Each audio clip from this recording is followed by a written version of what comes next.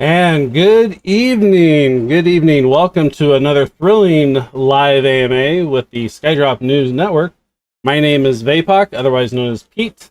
I will be your moderator tonight. Tonight we have a really fun and exciting, actually really going to be a technical deep dive into the solve of the Project Skydrop puzzles. We might talk about the trophy a little bit. And so with me tonight, we have three amazing people who we have affectionately called the Los Tres Amigos, or I think I heard the base three Amigos. But nonetheless, I'm excited to have three people with me. One of them is on camera, two of them are going to be on voice. We're also going to be doing some screen sharing, kind of show you the puzzles, but this will be a live Q&A. So the way this is going to work is we're going to have the team, the Los Tres Amigos, we're going to have them first start off with kind of just giving us an overview of what the puzzles were in Project Skydrop. We had several different types. We have the trophy, we've got the crazy 2048 word puzzle. That's what I call it, is the 2048 word puzzle. We had some other puzzles that were inside that puzzle.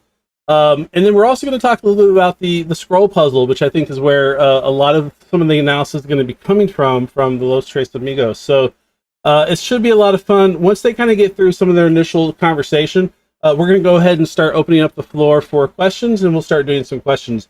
While they're doing their conversation, we're going to start collecting questions, but if you see one of your questions get answered while they're talking, go ahead and just remove it from the list so I don't have to ask it. But short of that, I want to welcome, and make sure I get the right screen here. I want to welcome, live on video, we have Wags, we have Hegeby, and we have Bogey. So Hegeby is going to be our face to tonight. He's the one on camera, but we have three folks with us, and I'm going to pass it over. I'm going to go on mute, and we're going to hear from them. Take it away. Yeah, I can go first. So, hey, Agby in the chat. So, I'm sort of the new member to these guys. I was early on just sort of a solo lurker, but a few things led to me working with especially Bogey on this. So, that's how I kind of got started. Wags. Yeah, thank you, Hagaby. So, I'm Wags. I've been doing these kind of puzzles for many, many years now, since about 2016, I want to say. Got started with the Mr. Robot ARG Season 2 around there. If you have ever watched Mr. Robot, you'll maybe or maybe not know that there was an ARG in there, and that there were hidden puzzles in there too, so that's how I got my start in the puzzling world. And I was told about this through mutual friends of mine, and really just kind of got sucked into the puzzling world, just working with Hey Agaby and Bogey, who I will let go next. So Bogey, take it away.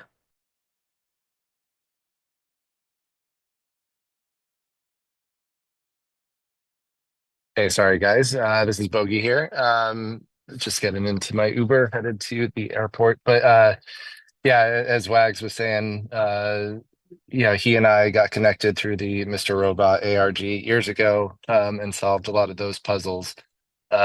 So when we were both in the Discord independently, he had seen my name, reached out to me and said, "Hey, do you have any interest in trying to solve the 12 recovery keywords puzzle?" And I'm like, heck yeah, because I could use some help on approaching this. So he had reached out, and then Hey Agby had reached out separately because he had some thoughts on how the puzzle could potentially be solved. And we just started to work together from there.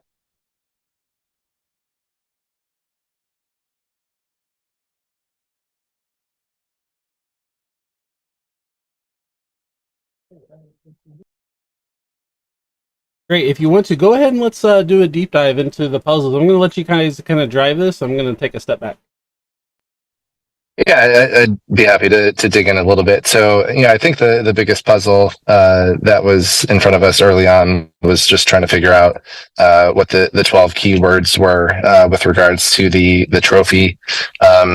Jason and Tom had both made it a big deal that the trophy was compromised, right? And that all the information related to the trophy was essentially revealed to us in a way that, the trophy could be solved. It wasn't necessarily clear that there were two puzzles in front of us. I mean, we had some inkling that there was definitely a puzzle within certainly the glyphs, but we weren't necessarily certain that there was a base 3 puzzle as well. But I'd say the first opportunity for us to kind of all work together was on the glyph puzzle. And Wags is sharing his screen now, so you can see what's in front of us here. But very early on, and you can look at some of my first messages in the Discord. I kind of laid out to Dan, what I thought the general approach was to the puzzle, which was, I knew there were notches in the base. I didn't know that there were 9 necessarily when I was making these comments, but I knew there were notches in the base, and I had an inkling that those notches would line up with the dot glyphs around the topmost ring on the trophy, right? And so obviously you could see that there's 1 to 12 dots. So I had an idea that okay, one of those notches should line up with the dots, and then the other slots, the other notches in the base should reveal what the letters were in the various keywords. And that approach was always spot on, even from the onset of this puzzle. You could see in the prototypes, you could see that there were 26 characters being used in the base. So we had an idea very early on that it's probably just A to Z substitution for the glyphs to identify what the 12 keywords were. So I think very early on we had an idea of how the puzzle was constructed. Where the difficulty really lied in this whole operation was the fact that we probably were operating on about 60% of information available to us. I mean, and Wags can show you some of the screenshots. We didn't have full periphery of what we were dealing with, right? So you could see in the spreadsheet, how we were kind of approaching things. We knew in certain areas, we had an idea of what the glyphs were, and then in certain areas we just had no idea. But I think the first challenge was really just trying to figure out just how many glyphs were on the topmost ring. There's one picture of the top ring where you could see a quarter section of that ring, and it looked like there was somewhere between 25 and 28 glyphs in that topmost ring. And if you multiply that by 4, because you're looking at a quarter section of the ring, that's between 100 and 112, something like that, possible glyphs. And if you start to think about the math of everything, in the base of the trophy, there were 9 notches, and so the thought was always, whatever number of glyphs there are on the ring, it has to be divisible by 9. Otherwise, the trophy wouldn't really pan out and work well from a math, just a pure math perspective. So and if you also look at how the dot patterns for 1 through 8 are laid out relative to 9 through 12, they're shifted enough where the number of glyphs on the topmost ring could not be 13 times 9. Otherwise, things wouldn't line up properly. So very early, we were identifying that okay, it's probably 12 times 9. That would work out really nicely, or 108 glyphs, and that kind of fits within that whole range of 100 to 112. So we're okay, let's operate off of an assumption of 108 glyphs on the topmost ring, and using the information available, you start to lay out just what right? You lay out your knowns, and then you lay out, you identify, okay, what character slots do we not know? And if you see, on the screen here, in the lower right, obviously all of this information is filled out in terms of what the 12 keywords were. But when this spreadsheet was being filled out, there were a lot of question marks around certain letter slots.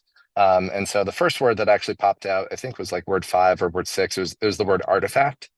So Wags, if you could just kind of scroll over to that.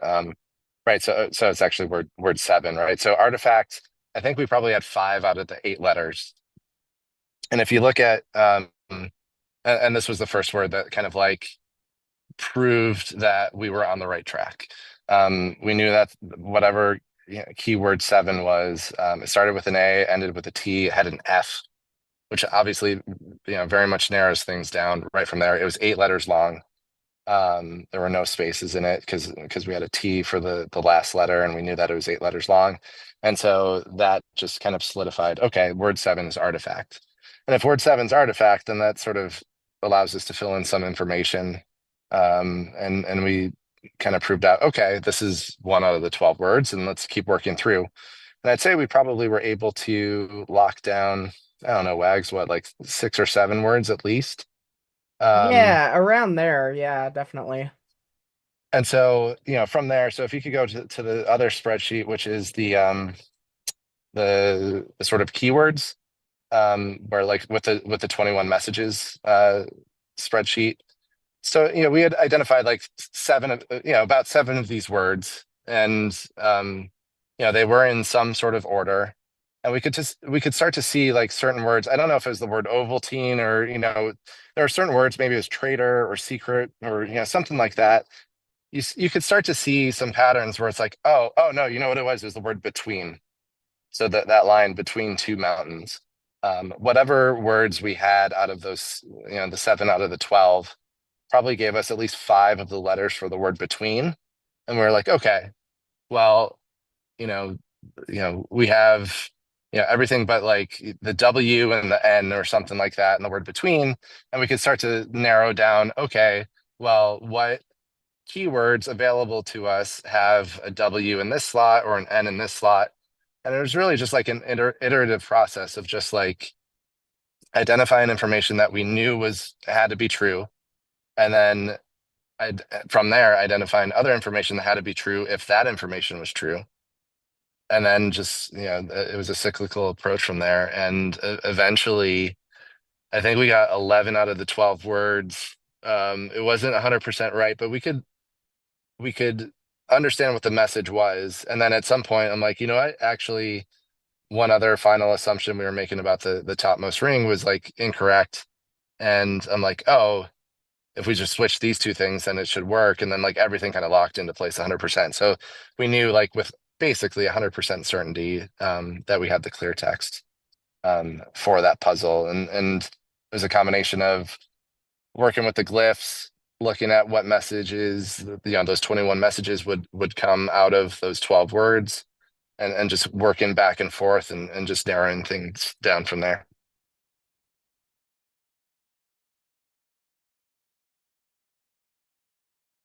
Great, that's awesome. So that explains kind of the 12 words. From there, how did I guess that there was some encoding on the trophy that revealed some coordinates. Can you kind of talk through that a little bit? Yeah, and I'll throw this probably over to Agby for this one, but one of the things I think how he and I got connected was there was the line about B3 to hex to ASCII, and Agby had started to work on the base 3 related puzzle and trying to make sense of that, really trying to identify what each symbol was so that we could try to solve that puzzle. So I'll let Agby talk a little bit more about that, and then Wags can carry that on from there, because Wags then created a tool that allowed us to kind of like work through that.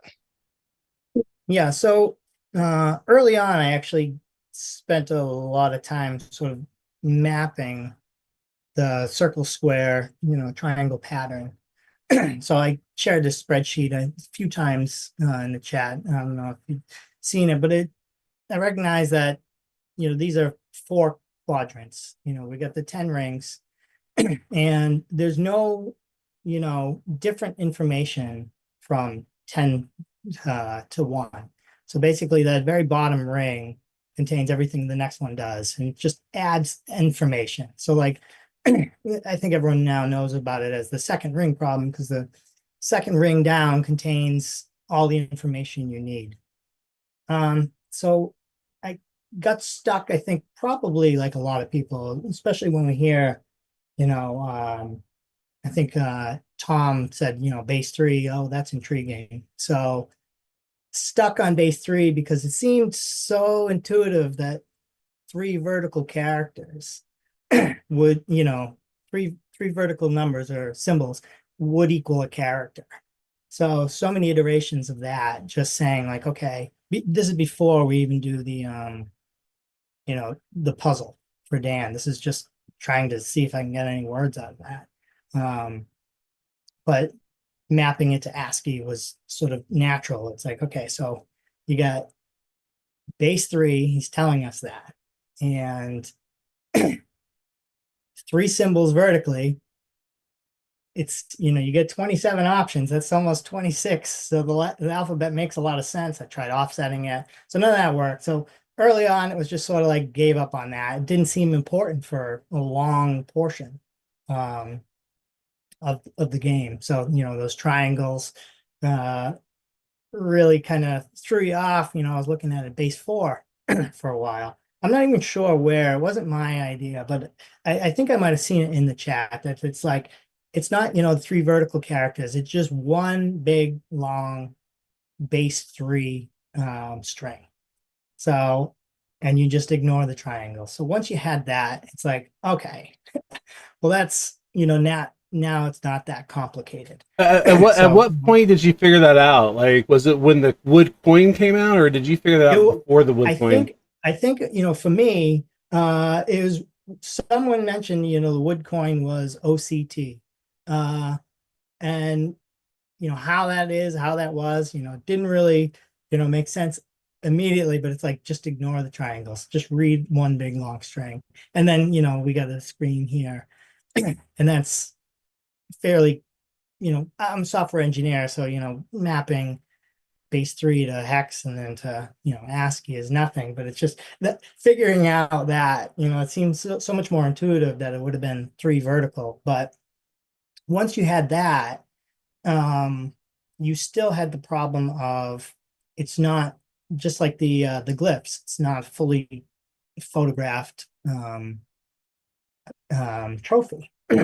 So I had it mapped out as best I could. And there was some that came from the leaked photos, and they enough where you could, the important side, which the coordinate side was the most obscured.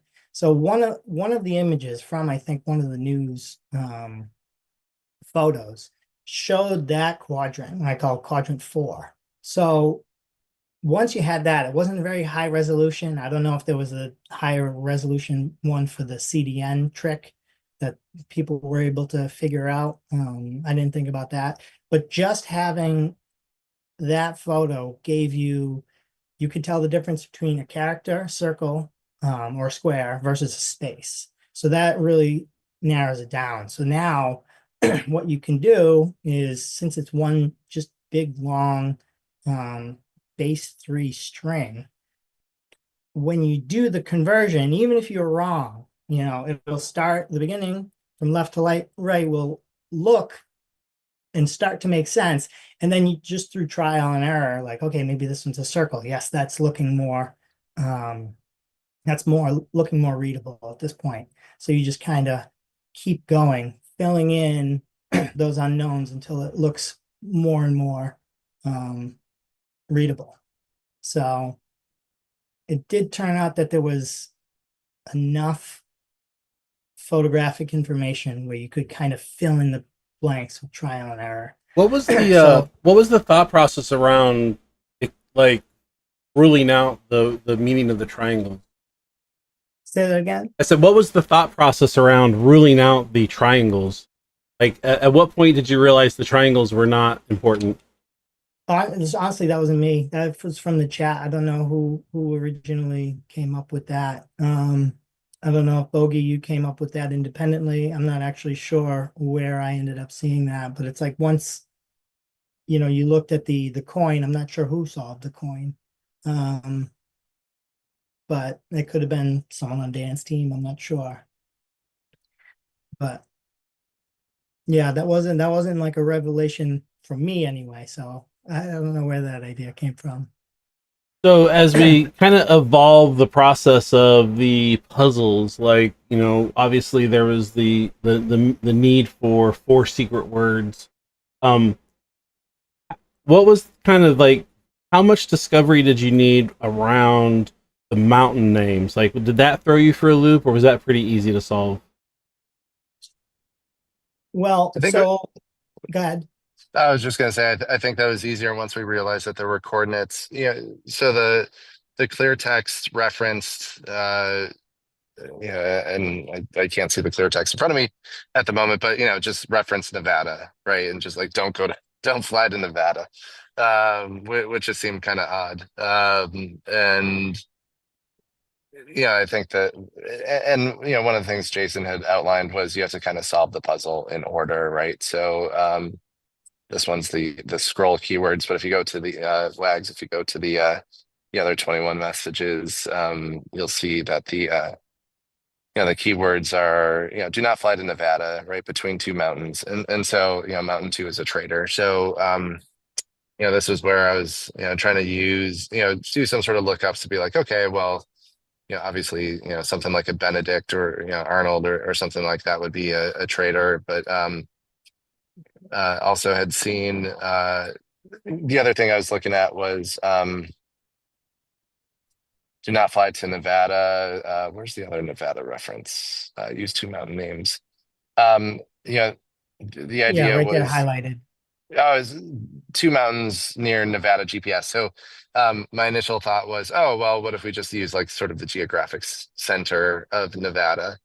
And if you do that, you see like a Mount Jefferson or something along those lines. And Jefferson Davis was the president of the Confederate States of America, right? So, very much a traitor in that sense. But when you then solve the base three puzzle and you get the actual Nevada GPS coordinates, and that sticks you right in between, Cane Mountain and Mount Moses, you're like, oh, well, 100% Cane is the OG traitor.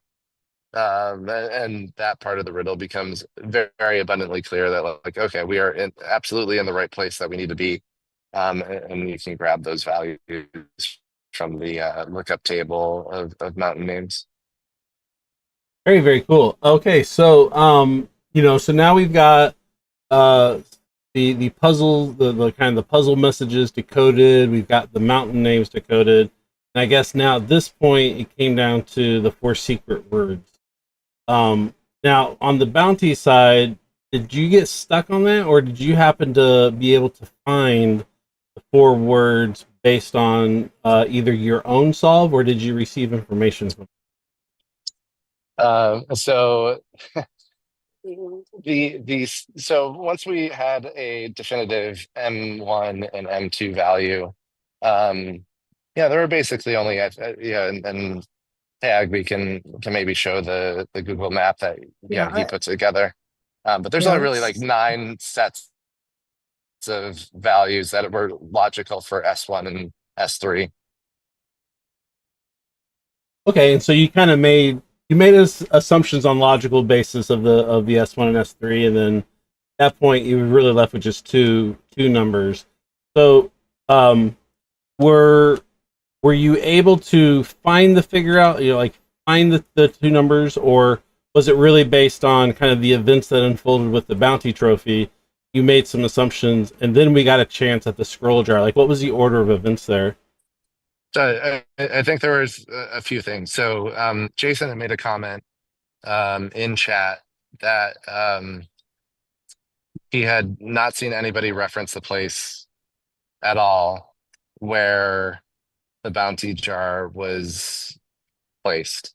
And he also made another comment that even the key word in the name of the location was not referenced in chat for over a week. It was not referenced in member chat for over a week. And so using that information, right? Like out of the like, yeah, there were probably like 3 or 4 locations. I know Oxford, Massachusetts was another location where it was like it could potentially be here. It wasn't too far from Greenfield and from Irving, but was not exactly close. But then you also had like the Dover, New Hampshire location, and looking at that, it's like, okay, well, what jumps out at you? And like Grandpa Watson's Woodlot is a very, very distinct name. And I kind Yeah. of like chuckled when I saw that, and I'm like, okay, well, has anyone used the word grandpa in over a week, within the past week? And it had actually been like 8 days since anyone had referenced the word grandpa. And I'm like, well, shoot, like this has to be the location. And so then, if you start to lock in on this is the square kilometer where this has to be, then the location can only be found if you were to identify the 4 secret words that hit there. Um, and so then, Hagby had the idea, so we were kind of like working it from 2 different perspectives. One was, I think Wags and I were trying to like figure out like, is there a way that we can smartly identify, something that might clue us in on what these 4 keywords would be. And then I think on the other side, Hagby had the idea of like, well, if we were to lay trails on top of the map, if we were to look at places where it's like not very easy to walk within the square kilometer, because there's some like marsh area in like the southwest corner of that square Mhm. kilometer, and there's like a parking lot in like the north central part of it. So like you could take the square kilometer and say realistically there's probably like half a square kilometer that is actually worth walking, and there was kind of like that parking lot sort of like in the center of it. So it's like, well, we also knew it wasn't too far of a walk from wherever you could park, right? So like we were able to like narrow down like realistically it should be in like in a few different hot spots. And then we essentially like walked the square kilometer virtually, and we're able to identify one set of keywords that actually worked, which CJ had actually flashed on his screen the next night. So you know I know there was like a thought that it was like a DOS attack. It was not that. We did it very subtly. It was like, there was no denial of service anywhere along the way. It was all done within, proper means. But yeah, we were able to identify, a set of keywords that would work for that situation, and it, turned out to be correct. Yeah, that's It was crazy. just, 48 hours, or 36 hours, after the fact, but it's just using logic to narrow down the footprint and Yeah. narrow down When, where it could be. yeah. So, so um, once you have those potential, you have about 6 potential square kilometers where it could be. And then, Bogey just explained, how we kind of narrowed it down to the top right. I mean, some of the ones that just screamed to me were, it's right in his backyard. That's where Jason lives, right up in Dover. And so that confirmation bias just screamed to me. And I'm like, remember all that moss that was in front of the camera, how fast that got cleared? I'm like, he's got to be nearby. None of them landed in Connecticut. So the whole, Airbnb thing was just to throw you off. So, so once you have this square, and it was just so many like different things. I just said, okay, this has to be it. And then Bogey had the idea, let's break it up in, 10 by 10, which works with those decimal places. And you can really kind of start narrowing it down. So if you were to sort of try these login attempts, and someone had done this, right? I think even Jason mentioned he saw, 8 million attempts. So I don't know who that was, but they might have done the same thing. But each one of those blocks, out of the 100 blocks, each one of those ends up being about 1 million combinations. So we know, I think, what is it? We know S1 and S3. that's the 70 and 43, I think. So when you look those up, you have the number, but you don't have the words. So how many are there? You have about 12 words, I think it was, for 70 and 10 for 43. So it's 10 times 12 times table size, which, ends up being just shy of 1,000,000, or no, 100 million. So each one of those in that 10 by 10 grid ends up being about 1,000,000 combinations of secret words that it might be. So it's not an extraordinarily high number.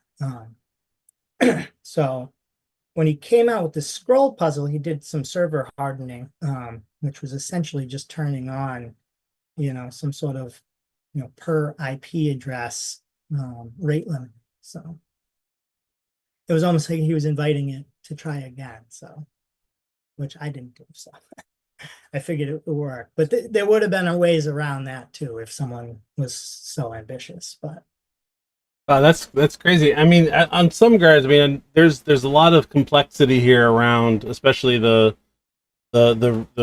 top ring, bottom ring base decoding to even get to the 12 words, and then to get the 21 messages from those and kind of decoding those. I mean, there was definitely a lot of some intrigue there. So we solved the rings on the trophy. We solved the 12 words. We got the messages. We figured out the mountains. We figured out how to find the bounty jar.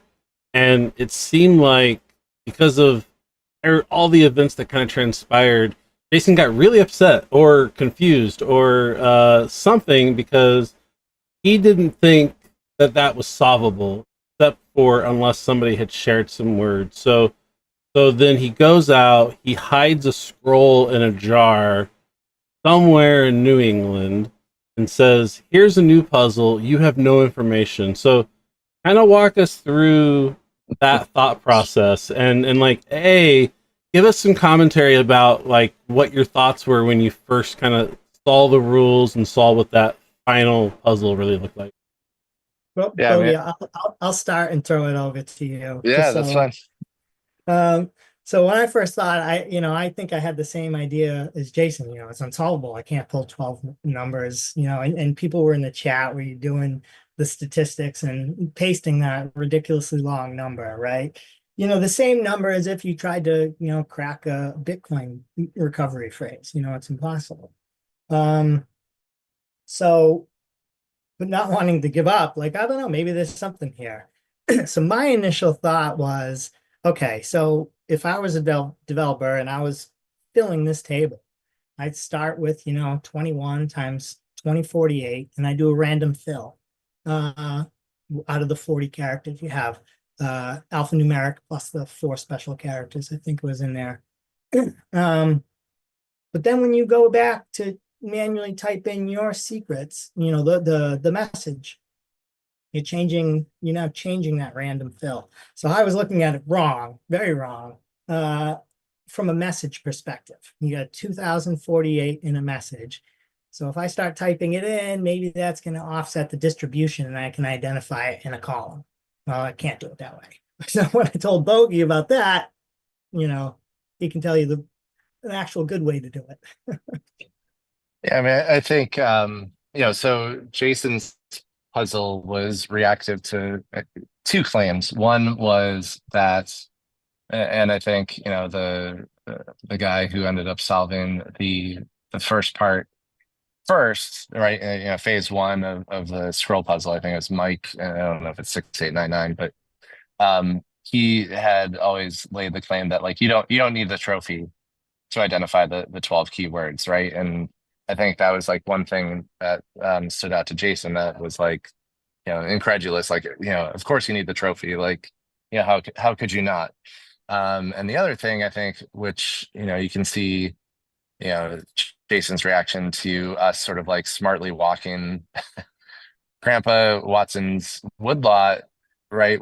From a keyword perspective, was like, well, I don't even need you to tell me what the keywords are. And from just, if you think about things from a math perspective, not from a like, hey, we're going to try every combination out there possible, but just from a pure, like, there are about like 8,200 members who signed up for the Project Skydrop aerial photos, right? So 8,200 members, there's this large, if you think about the numbers that were assigned for each keyword, right? 0 through 99. Right, there's the locations that those keywords could be associated with are pretty widespread. I think my first keyword, which I think was the word slave, was not a number that would have fit like in the 500-mile diameter circle, right? So it's like that wasn't even in the Northeast at all. And I would imagine that like many of the other 8,200 members like didn't even fall within the circle that we were looking at.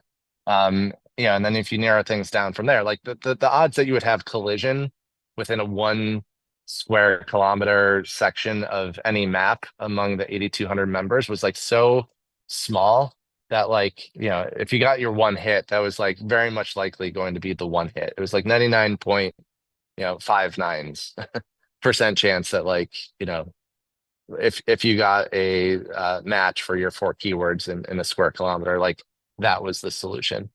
So I think that concept to Jason, coupled with like, Mike's assertion that like you don't even need the trophy to identify the 12 keywords was like Jason's impetus to be like, I'm gonna go do this thing. Right. And so that was like around like 10 a.m. on whatever day that was. And then by like, 1:30 or 2 p.m., he posted a photo of like, here's the trophy, or here's the scroll jar. Right. And so we had kind of like worked under the assumption that like Jason couldn't have driven more than 90 miles, there and back to place the scroll jar, which basically, again, put a radius around Dover, 90 miles that like, okay, this thing's going to be in, obviously in New England, probably New Hampshire or Massachusetts, most likely, and maybe Maine. So, we knew generally, again, which square kilometers we were dealing with. And then, from there, like, the challenge was like, okay, well, how can we even start to think about these 12 keywords and identifying them? Agby had brought up the whole idea of like frequency analysis. Meanwhile, like, Wags and I were working on like some way to potentially like identify words within the English language within like, can we piece together like, it was kind of like thinking about, okay, well, if the word between from the original puzzle was something that jumped out at us, like what would be the combination of keywords that we would have to form to find between among 7 different keywords? And like, is there a combination that would like have other English words that would pop out at the same time? So we're kind of like pursuing that from one perspective. And then Hagby had raised the idea of like frequency analysis. I'm like, well, thinking about that and thinking about what Mike had said about, I could solve this in the first puzzle without the trophy anyways. I'm like, well, what if we do like frequency analysis? And what if we assign a score to each letter based on how often it's used in the English language? And, can we arrive at it that way? And we use the original puzzle as kind of like a test bed of like, hey, does this prove out? And I had found that spreadsheet or that chart from University of Cornell, which is like kind of on the screen right now, right? It's like, different values, A through Z, 40,000, words that were used in the English language, and, the frequency that they were used within those words. And, you start to see like sort of the Wheel of Fortune letters kind of bubble to the top. You see, your more prominent vowels, A, E, I, O. You see, T, N, S, R, H, D, L, right? So those are the top letters. And at the very bottom, you see, Q, J, and Z, and I'll come back to Z in a minute. But, then the thought was, okay, well, what if we just assign a score to each letter, and then for each recovery word in that list of 2,048 words for this scroll puzzle, let's get a whole value of what each of those words adds up to for, each letter, from message 1 to message 21. And we did that for the original puzzle, and like 9 out of the 12 keywords like were bubbled up to the top. I'm like, well, this is a very viable way of approaching this puzzle then. And so we adapted that, right? So you could see, reduce, library, throw, artifact, liar, corn, general, task, and seat, right? Like those are 9 out of the 12 words. Unlock and daring were still top 20. Century, I think, was like number 60. And yeah, you could see the values of those words, and using that Cornell chart, it was like, okay, well, this is going to work. And the scroll puzzle. And so we did that. And then the challenge there was, okay, we adapted it to the scroll puzzle, but then what? We didn't have order of the words. We needed some way to figure out what word would jump out. Some sort of word that might jump out in one of the lines, so that we could start to make sense of order. One of the things that's really interesting is like when you have, so if you look at these top 10 words, right? You see 2 Z's, for state and for zero. Z is the lowest value out of any of the letters, yet somehow Z pops up to the very top in message 1, right? For 10 of these words. And the other letter that kind of jumped out, was P and U. And so I'm like, oh, it has to be puzzle. That is just what jumped out immediately. And so very similar to how we kind of iterated through trying to piecemeal information together from what we knew of the glyphs, right? And identifying the keywords from there to figure out, what keywords could be formed from what glyphs we knew to be true. This was a very similar process where it was like, okay, well, we know that our prominent words are going to bubble up to the top. What if we had the word puzzle here? What does that mean? Right. And start to piece other things together. So if you have the word puzzle together, then you see, time in the second line, you start to see, sect or secret. In the fourth line, you start to see lat, and you see same, right? And you start to see like, particularly on the 8th line, right? Like M1, M2, S1, S2, S3, S4, right? So there was enough information to know, okay, we can gather some sort of sense of order from these words, or we knew which words weren't in there. Especially from that line 8 where you knew M1, M2, and then S1 through S4. Wags, if you go back to that list of words by score, right? So like we used message 8 in particular to figure out, which of those other 2 words, which ended up being animal and the word half, to figure out, okay, well, saddle's not in there and credit's not in there because, we know we need S1 through S4 in here. And we know we need an M2 and an M1. So we were able to pretty much arrive pretty quickly, actually, at the 12 keywords and their order, get the clear text. And I think obviously we could have done that for the first puzzle too. I think the sort of red herring for us a little bit was the fact that like we knew that the trophy had to be solvable. We knew it had 12 keywords on it, so we were more fixated on like, let's figure out how to solve the trophy outright versus trying to find a other way to engineer a solution for the trophy based on the puzzle that Jason and Tom had released.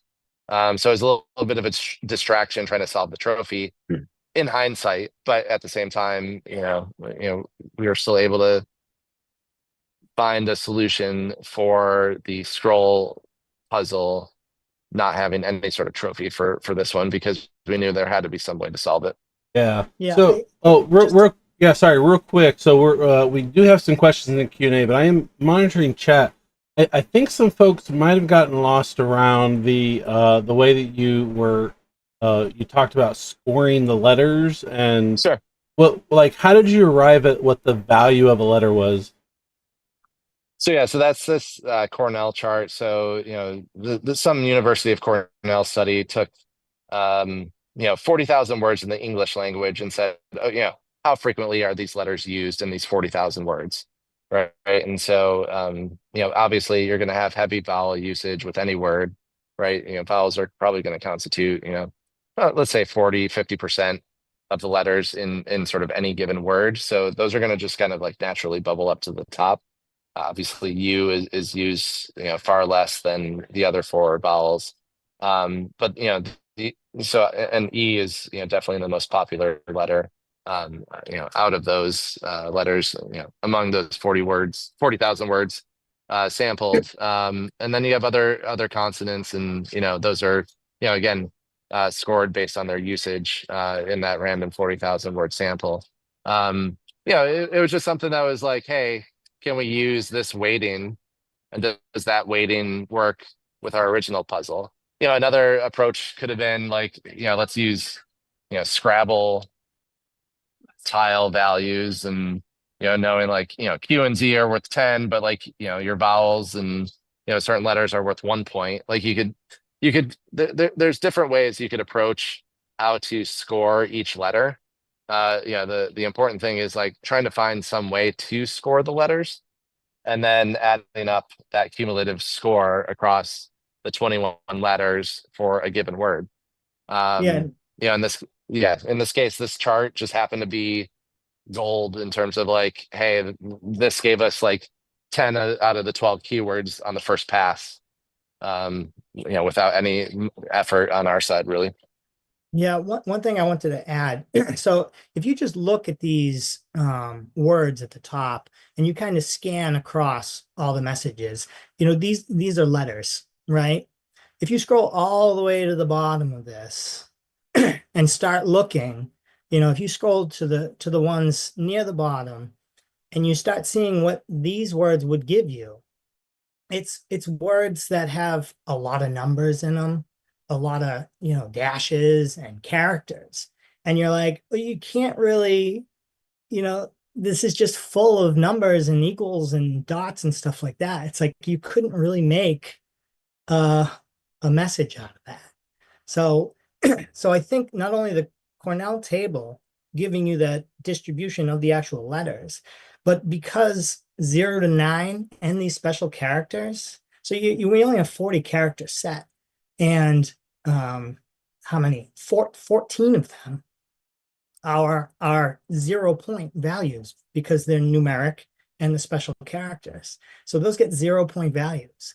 So when you're random filling, is like a 35% chance it's going to be one of those 0 point things. Yeah. But when you go back Yeah. and put your characters in, that elevates that score.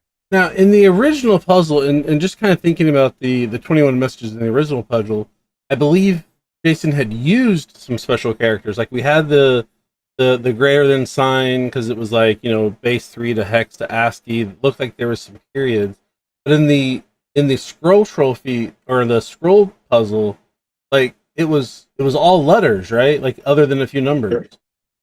So, but in the random fill of the entire table, it was the same set of 40 characters. So it made actually the second puzzle easier because it didn't have those special characters, but they were part of the table. So any one of these BIP 39 words, across the way that contained a dot or a dash or, the arrow, those get 0 points for that message in that row. So it just ended up. So the fact that he didn't use any of those actually made this easier. Yeah. So Bogey's saying they bubbled up to the top, but it was more than that. It was just like they're all right there. Yeah. So. Yeah, and then from there, obviously we got the clear text, and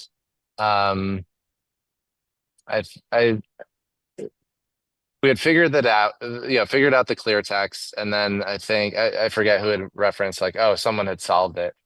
And so there's a bit of discussion among the three of us, like there's no reason not to publicly release this information because whoever solved it has a leg up on us already, 1. And 2, there's like, yeah, obviously we weren't going to win the $500. And, among the three of us, the chances were anyways that we weren't going to get up to, this general area, around Wagon Hill Farm. So our thought was just like, we have nothing to lose by holding on to this information. Let's just put it out there and see what sort of the hive mind does with it. And it gives us street cred and all that stuff, which is like all what we're about anyways. I'm just kidding. But it was just like, let's try to solve this, because it was kind of like a challenge put on the Discord group as a whole. It's like, you guys will never find this. And it's like, well, all right, let's work together to find it. And so, yeah, I mean, we put it out there. The thought was, again, it has to be, within this 90-mile radius within Dover. Again, the thought was, especially with the M1 and M2 values, right, being it was what, China and Tobin, right? With those values being so close to what the M1 and M2 values were for the original bounty jar puzzle, we're like, this has to, it just has to be close enough to Jason again. And so, the premise was, okay, it's near Wagon Hill. And that's when the group had looked at the public versus private land records for, one side of the water versus the other, which definitely kind of centered it around Wagon Hill. And then, John Lee Bonley and his team took that information and ran with it, right? And, I think it took, 2 different distinct days of people searching, and, eventually, John Lee Bonley had found it, just kind of like lying there. But I don't think his group, could his group have found it without us? Yes, but they would have had to have solved the puzzle on their own. And not to say they couldn't, it just would have taken more time. And just based on the description of how the jar was kind of like laid there, like every day that would have passed by would have just made the jar lid that much harder to find. And who knows if they find it?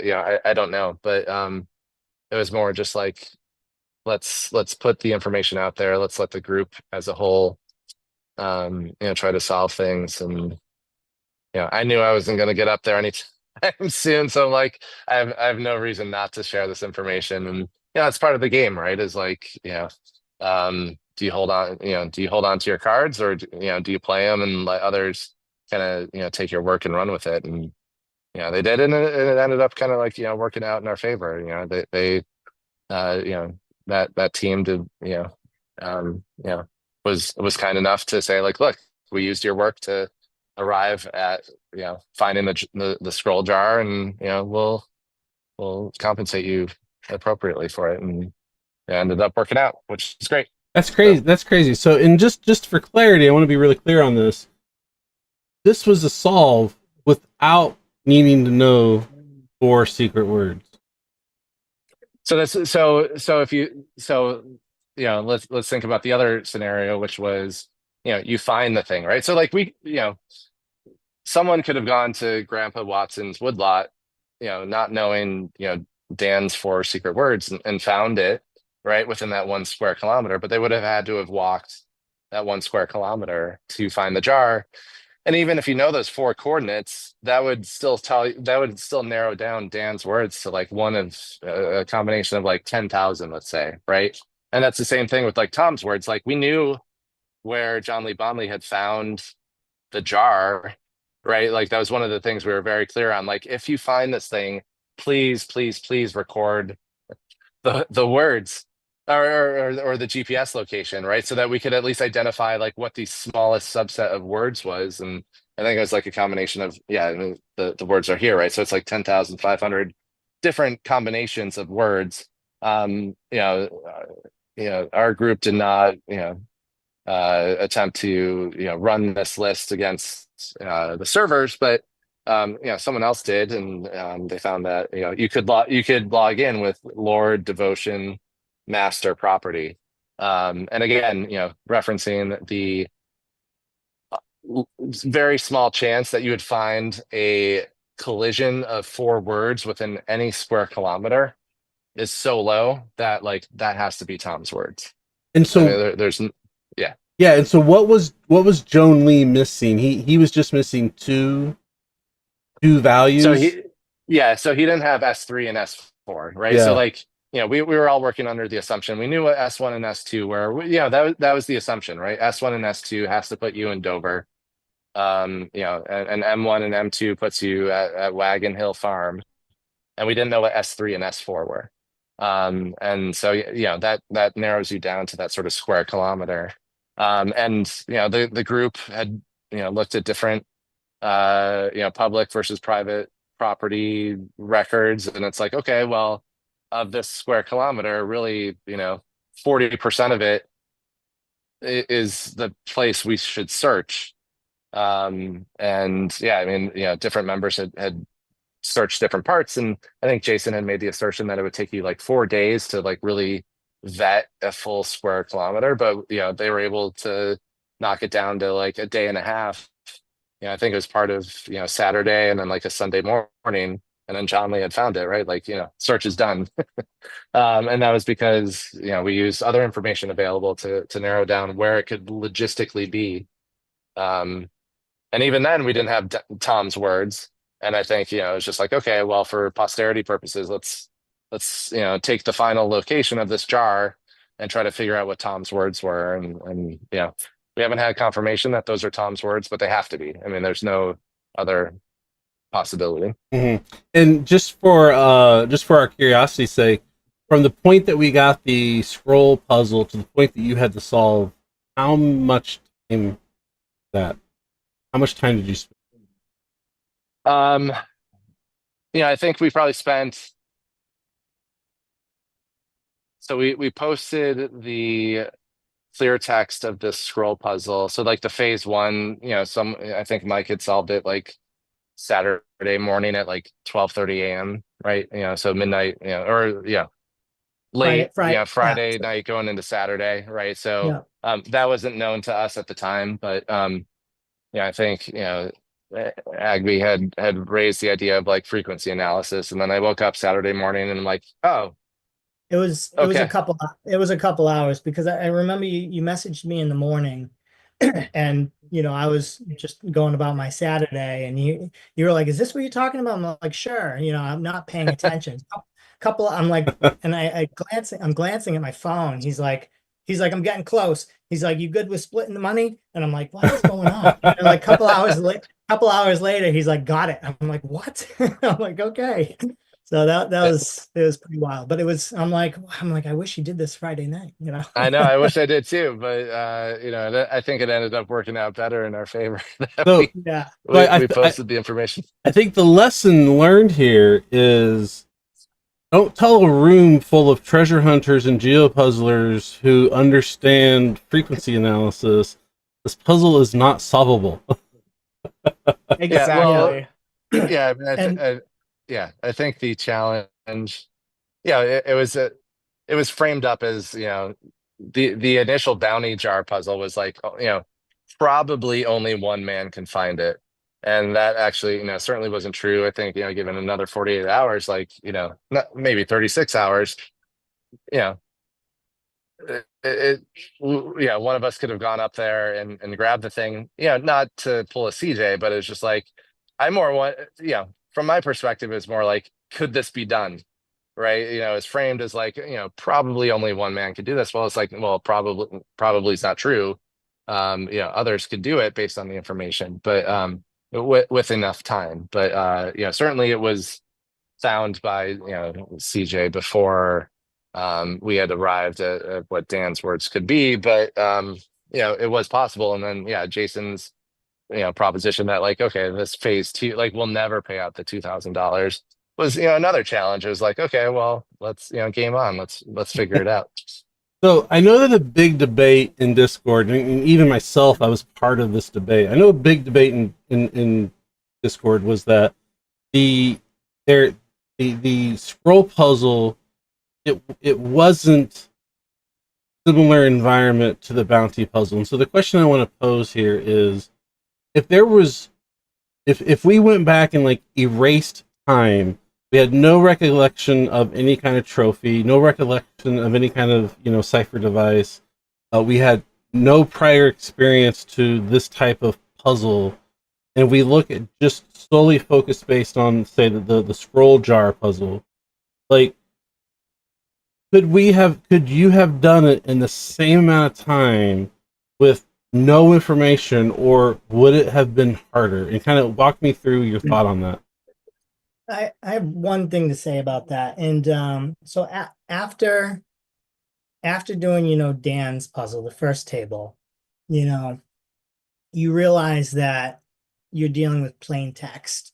So that you're just decoding that table one and you get plain text.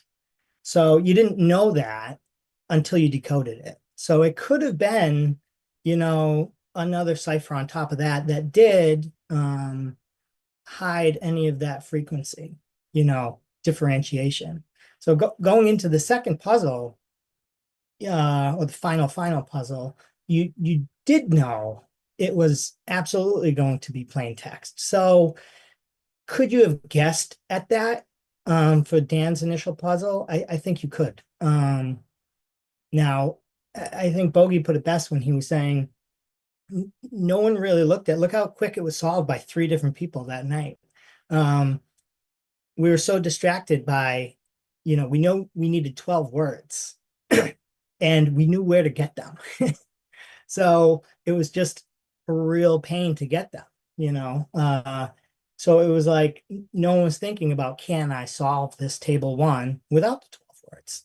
That just sort of didn't spark anything in anyone's mind until there was no way to get the 12 words. Then a handful of people did it. So I think it was solvable. I think you just needed to be in that mindset of, well, I'm not going to, you have to attempt it and you have to kind of assume it is clear text in the end. Is it fair to say that the first part of the puzzle with the figuring out the 12 words, that was definitely the harder piece of the puzzle versus second half of the puzzle, which was kind of figuring out the mountains? Is it safe to say that was the harder piece? Yes, with the exception of, I think the base 3 to hex to ASCII was very tricky. And I think for me, and I think Agby had talks about it, right? Like, if you think about, anything sort of base 3, and if you have, a set of 3 things in base 3, right? Like that gives you 27 possible combinations, and obviously, 26 different letters being encoded within that 27 fits really nicely. And so, the thought was, oh, maybe we go from base 3 to alpha, right? Versus like going to hex and then ASCII. So that was kind of like the revelation there. But I don't know that we would have arrived at the proper mountains without the base 3 solve. So I think that part was certainly necessary. And kind of like thinking about the overall puzzle, right? Like, thinking about the original bounty puzzle.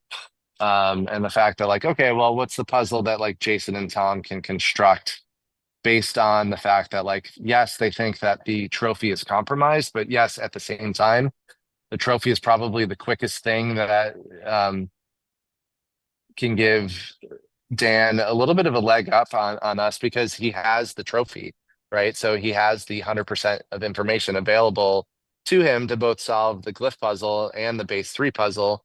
And I mean, like, as Agby laid out, like, for the base 3 puzzle, it was like a lot of reverse engineering. Like Wags had to create a tool that allowed us to walk through, like, okay, we know that there's a symbol here, but we don't know if it's a circle or a square, right? And we had to kind of like work left to right to like kind of form this message and figure out what the unique combination of circles and squares could be among these blanks that we knew to like finally land at, oh, there's, a game for someone, question mark, right? Is there's only one possible solution to land at for the clear text, but it took a lot of trial and error to figure out, okay, let's try, we know there's a symbol here, it's a circle or a square, let's try it, and go on to the next character. Like it took a lot of trial and error to like work through that.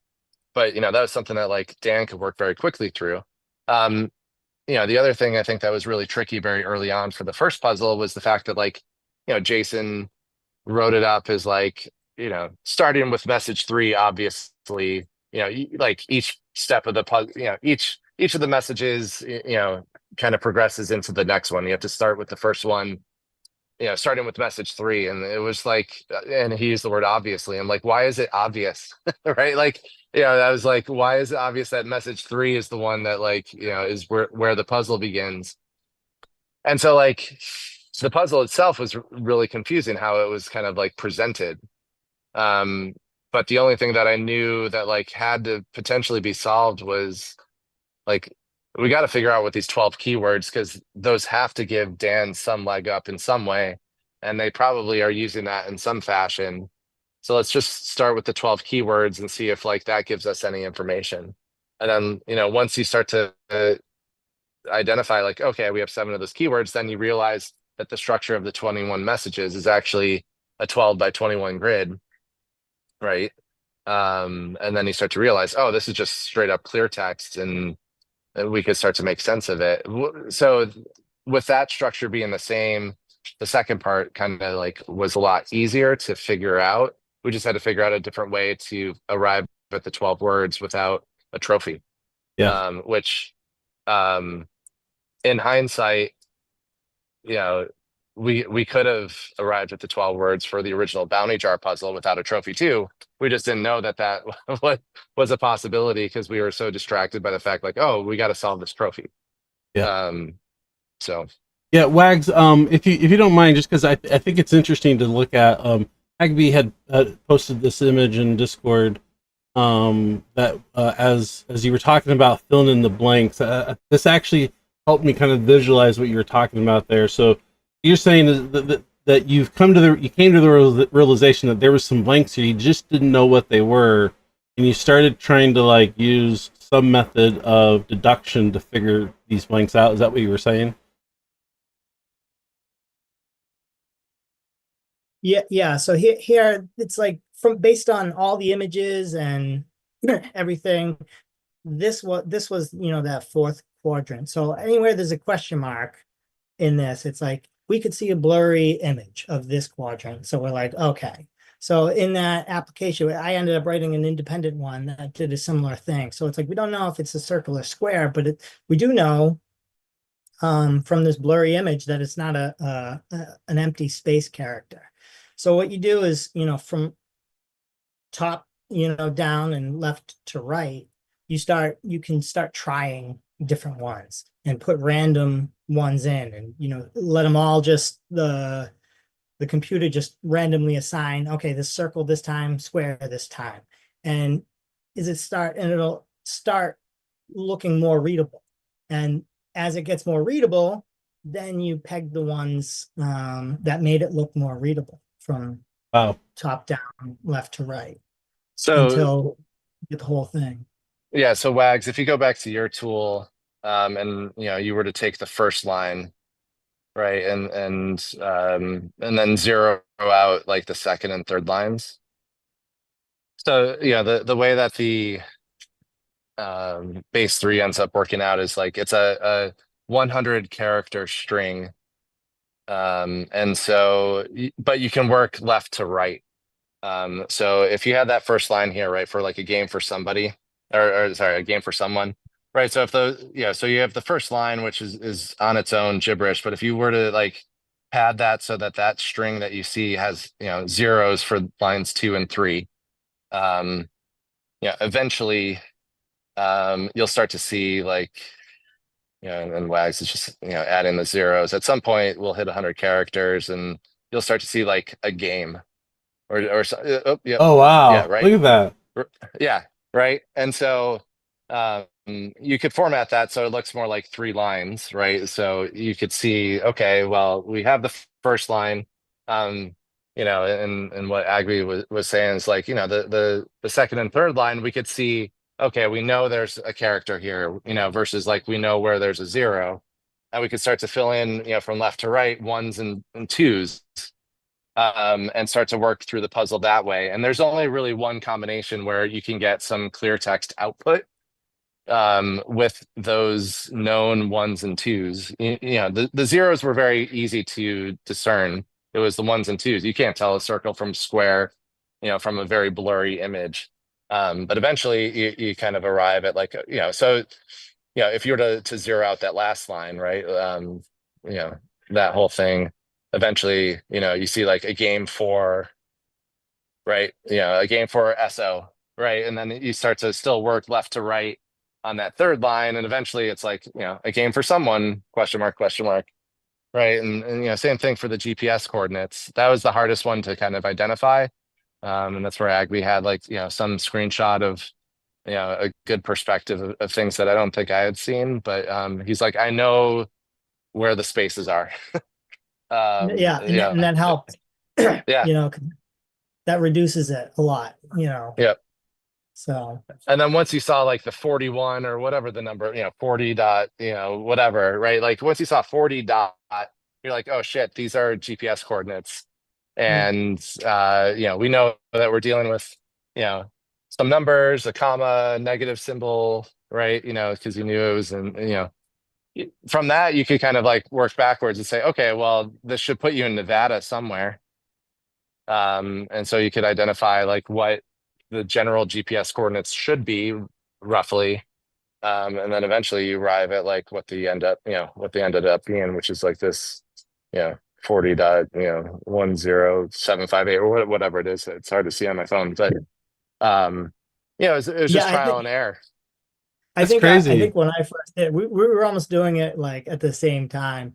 And I think the second to last character I had is like circle instead of a square, and it gave you a readable one. So instead of having .4, so if you change that to a 2, is that, yeah, so it's still a readable number, a 4, it could be a 47, could be a 44. So towards the end, you can still get a readable number, but I mean, at that point, it anywhere earlier on, it'll make it look like gibberish, but the very, very end, character, but we had that in the photo, so it didn't really matter. If it was blurry, then there would have been a little more uncertainty, but just on that last digit. So that's pretty cool.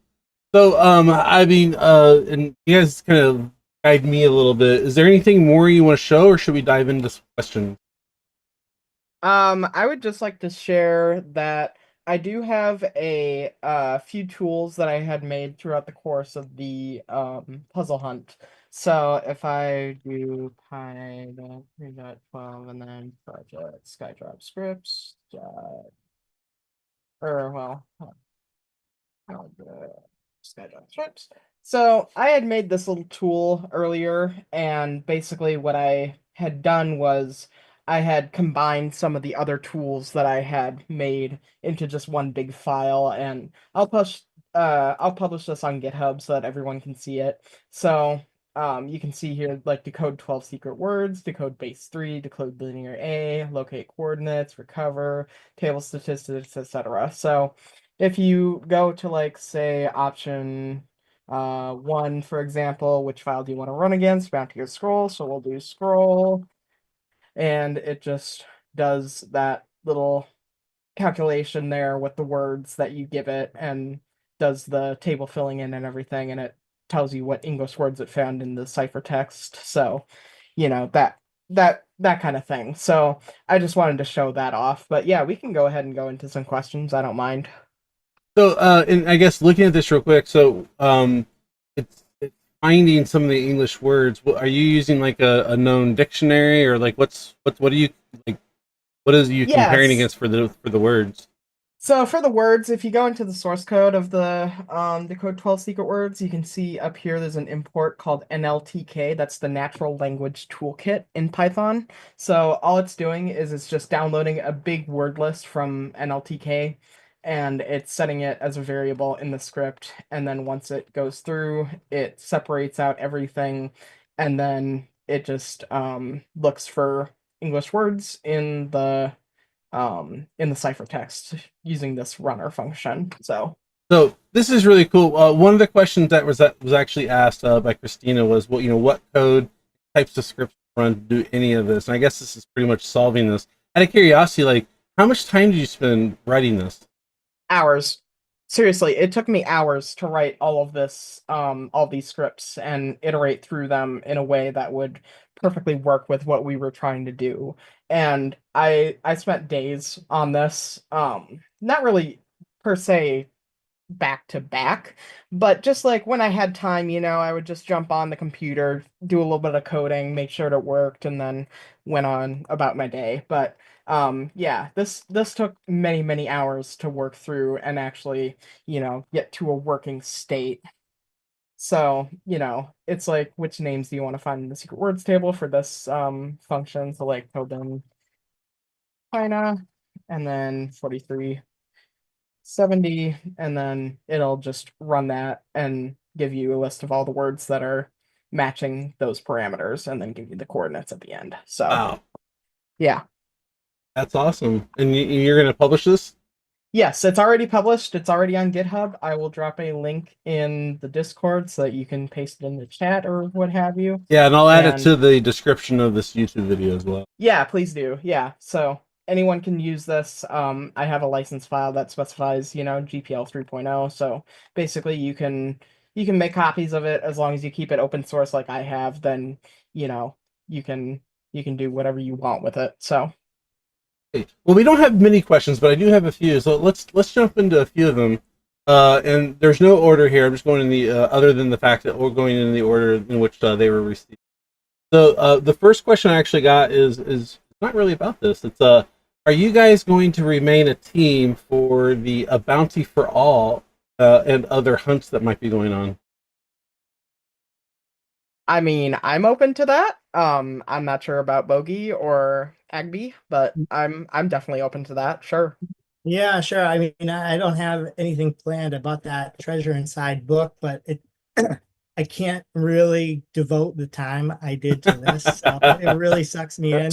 I got it to kind of do for a fun activity with my nephew, but Yep. yeah, but yeah, That's to throw out a water bottle. Where can I?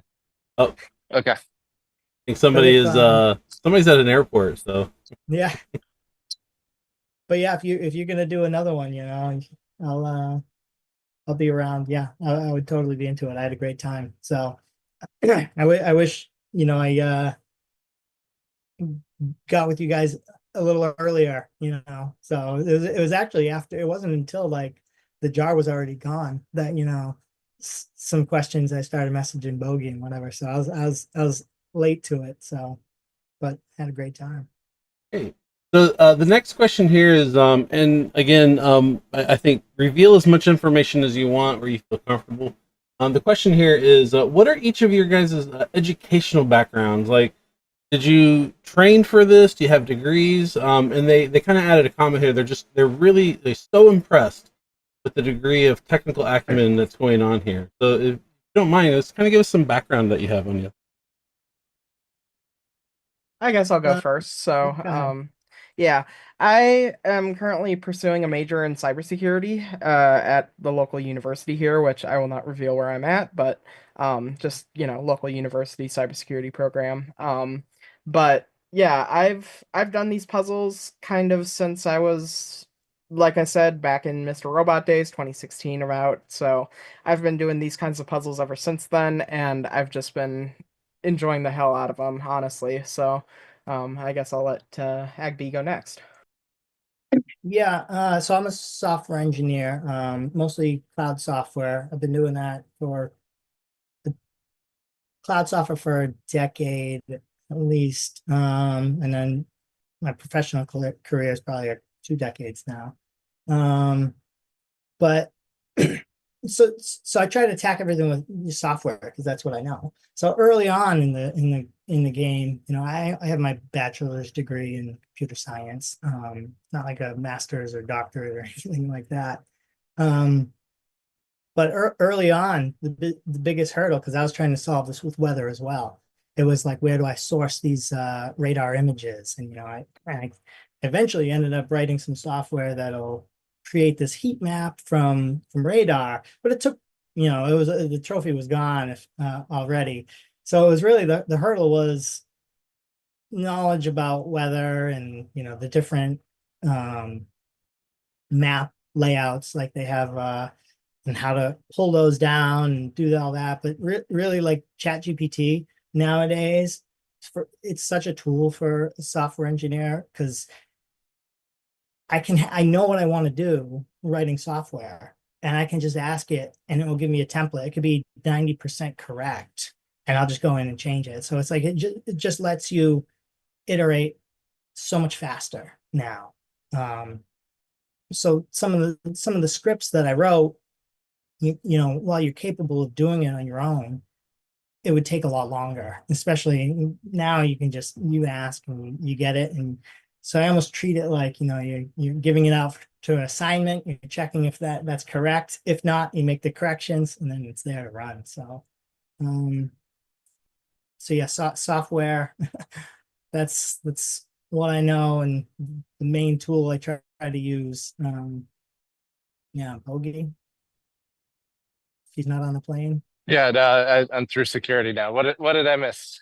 Oh, not We're much. just going over our. Yeah, the question came up as what are each of your kind of backgrounds, and like they're just so so impressed, Depressed, yeah. so impressed about how y'all came to this. They just kind of want to know kind of a little bit about your experiences, and if is this something you were trained in? My background, I have a computer science and electrical engineering degree from MIT, so I kind of gravitate towards like challenges at a whole. And like as I mentioned before at the start, or Wags might have mentioned it. We worked together on like the Mr. Robot ARG, and um, there's puzzle designer by the name of Lost who creates puzzles for like DEF CON challenges, which are significantly difficult, and he designed a lot of these Mr. Robot ARGs, and the puzzles related to them. And so it was fun working with Wags and a handful of others, 8 years ago on puzzles like this. So yeah, I mean, it's always just like I have an eye for different challenges, especially when you say like, you can't solve this, that it kind of like makes me want to solve it that much more. Challenge Um, accepted. yeah, exactly. I think if Jason had posed it as this one's easy, then maybe it's less appealing. I don't know, but yeah, I mean, I think that's sort of my approach to these types of things is. Um, particularly with the main puzzle, I think I was probably a little bit of the mindset that like I'm not going to be the first one to find this thing. I was probably late to the game in terms of like trying to use weather information. Not to say I didn't think that was the right approach all along, but I just like kind of never took it too seriously to the extent that I'm like, okay, it's worth me investing my time in this, which is unfortunate. Not that I would have found it, but I hats off to Dan and his approach to how he solved it. I just wouldn't have had that data and the sort of the conviction to know that like this was not that it wasn't the right approach, but just like obviously that's data that that's data similar to data he works with all the time, right? And so he could rely on just how valid stuff like that was versus like I was looking at different overhead shots of weather and temperature maps and all that, and I'm like I don't know if this is valid or if this is the right approach, but meanwhile I could look at like the glyph puzzle and based on my experience know like, oh, this is the right approach to solve the glyph puzzle, this is how I would design it as so I make mobile games for a living now and stuff like that, and I'm more of a game designer at this point, and I think a lot about like how would I present this challenge to somebody, how would I design a puzzle that could be solved in a clever way. And hats off to Jason and Tom on how the glyph puzzle was constructed. Like it was very elegant. I know Jason said his 11 or 12-year-old could solve it, which does say a lot about like how cleanly it was designed, right? It wasn't like that was helpful too, to know like, okay, his 12-year-old could solve it, which means it can't be so complicated that we can't figure it out based on, some of this information. We might not have all the information possible, but I knew it had to be like a clean puzzle. And at the end of the day, it was like, you look at the spreadsheet, with the glyphs, and like look at how all the keywords kind of lay out. Like it's very clean. Like there's a lot of just a lot of lines in terms of like where the symbols fall, right? It's just clean. And that's a testament to the clean design that Jason created for that puzzle. So yeah, I mean, that's kind of my background. Looking forward, happy to work with these guys. So that's the other thing too, is like, Wags and I worked together 8 years ago, right? And we haven't like worked too often on puzzles since then. Occasionally we'll be like, hey, this kind of looks cool or whatever. And then he saw me on the Skydrop Discord and was like, you want to work on this? I'm like, yeah, absolutely. Cause I know how you work and how you think, and how, what type of tools you create. And, it does take a village. It does take teams to be able to move forward on a lot of this stuff. And, I don't know that I'm doing like frequency analysis if Agby is not like, hey, have you thought about this? Right. And so, everyone's role is, can be different on a team, but like, it does take acknowledgement that like, could we all solve these ourselves? Sure. It's going to take a lot longer than working together as a team. And part of the fun is like, hey, did you see this thing? This is kind of cool. Like, what do you think about this? And, someone else takes it and picks it up and runs with it. And, pretty soon you have a solve, right? Same thing with like, what John Lee did with the jar. I don't know that like any of us are going to find the jar, having figured out the clear text. And so, it's just like kind of an extension of that mindset of, okay, we did our part, let's pass the ball and let someone else run with it. So you're kind of bleeding into a possible answer for the next question that we had, actually, which was, you're working as a team of 3 people. Like, how much harder or longer would this have taken if you were working by yourself? Or did it actually require a team at this point? Yeah, I mean, for me, like it would have taken, I don't know how many days collectively I spent on this puzzle, in one fashion or another. But I do know that my efforts were kind of aided or accelerated by bouncing ideas off people, right, who think similarly. And, Agby reached out and was like, hey, I'm thinking about the puzzle this way, which then, as someone who thinks similarly, I'm like, okay, I like the way you're thinking. And I wasn't thinking about that, but I liked that approach to it. And I'd say another person who helped me out in the process along the way was Ghost Scout, was somebody who had kind of made me realize that like there was actually enough information possible to maybe solve the 12 keywords. And again, it's just like, with someone like Wags, I know him, right? So like I know like we could be in it together, and we're not competing against each other necessarily. But with like someone like a Ghost Scout or Agby, like I didn't know them before this whole process, and so you're kind of like trying to like figure out, okay, are they trustworthy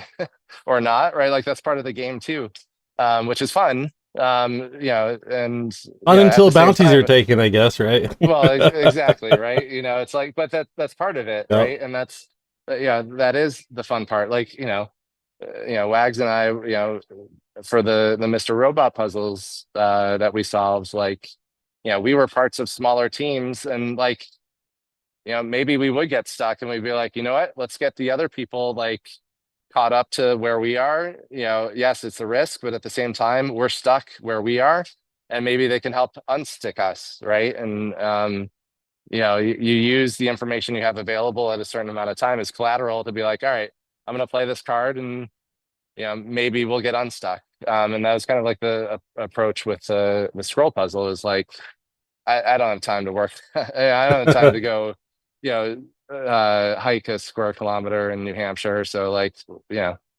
maybe someone will be nice and take our information and run with it, and throw us a little bit of coin. And they did, and it's great. And but yeah, I mean, it would have taken a long time to answer your question, working solo, at least for me. That's great. So we have one more question in the list, and I actually think it's a pretty good question. From Dean Long here.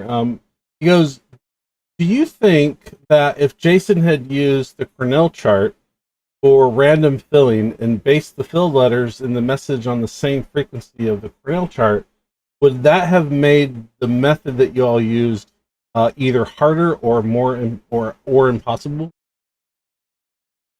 I think so. I mean, I think he could have done that. He could have used some sort of cipher.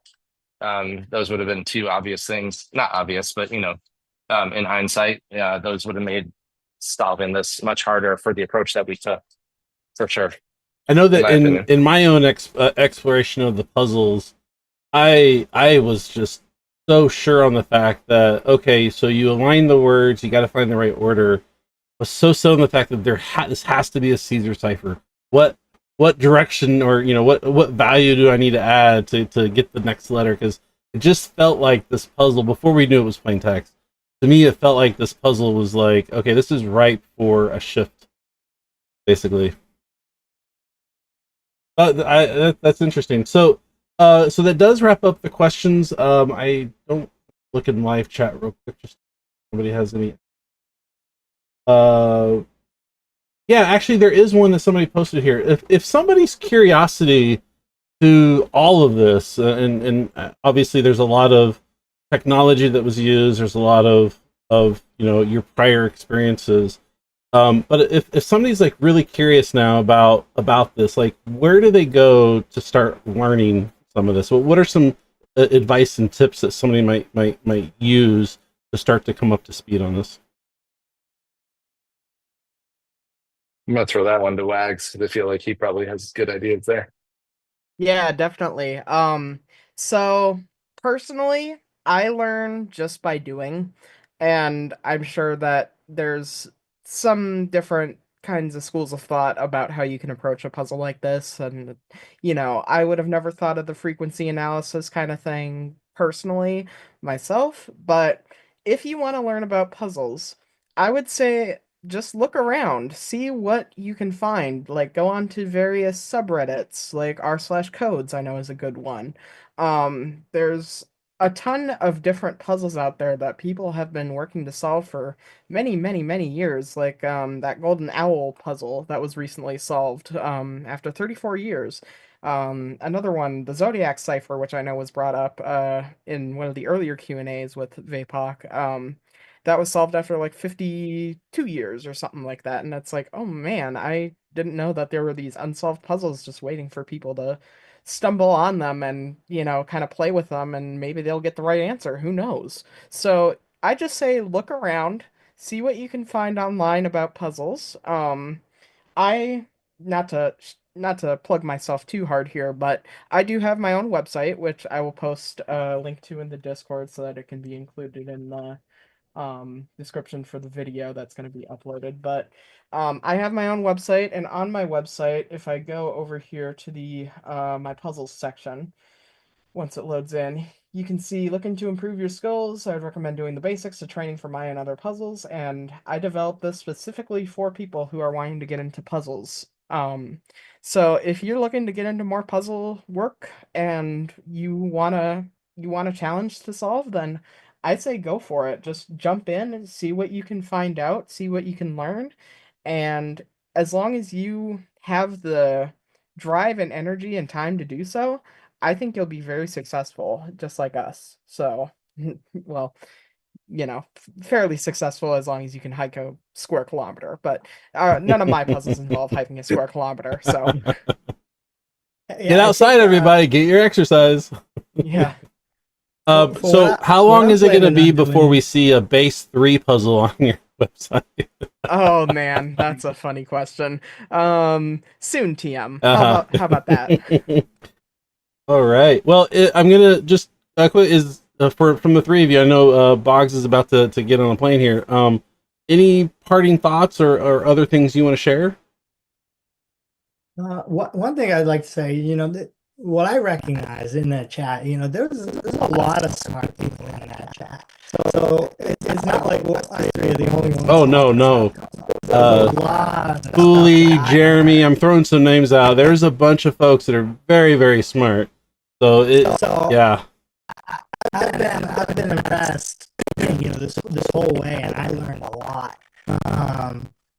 So I just like to recognize that. That's what I was just like seriously impressed, and I came to the realization. It's like I don't think you could attempt something like this on your own. I think teams you need it, especially if you're going against teams of smart people. So I just wanted to say that. No, I totally agree. I had made the comment yesterday or the day before. I've lost all sense of time. I guess it was yesterday. Dan posted his video about walking out of the woods with the bounty, and like it wasn't. I honestly like 20 minutes maybe, and like somebody was on the location where he was at, and I was like, "You guys are scary." All right. Well, I definitely, on behalf of the community, the Discord, Project Skydrop Discord community, and as well as other treasure hunters and geopuzzlers and just puzzlers in general, I really thank you all for kind of taking the time and going through and kind of showing us how your thought process and your logic, and kind of how you made excellent use of Excel and Google Sheets to really solve some of these puzzles. It was very eye-opening to me. I know I've learned a lot. So I just want to say thank you. Thank you for taking the time, and apologies that we got a little bit of a late start here, but really just thank you. No, thank you for being our host. I really appreciate that you stepped up to become the kind of host that you have been throughout this whole project, with Skydrop Network and all that good stuff on Discord and everything. So thank you. Yeah. Well, it's been my honor, and honestly, like, this has been so much fun for me. So, hopefully we all get a chance to work together again. If not, maybe we'll see each other at a party soon. So who knows? Yeah. So, on behalf of Los Tres Amigos, Boggs, Haggerby, and Wags here, thank you so much for taking the time. This is Vapok, and you are watching the Skydrop News Network, and this is probably the last AMA, so thank you for hanging out with us, and I wish everybody a safe winter, and good travels, and happy hunting. Y'all have a good night. You too, thank you. All right.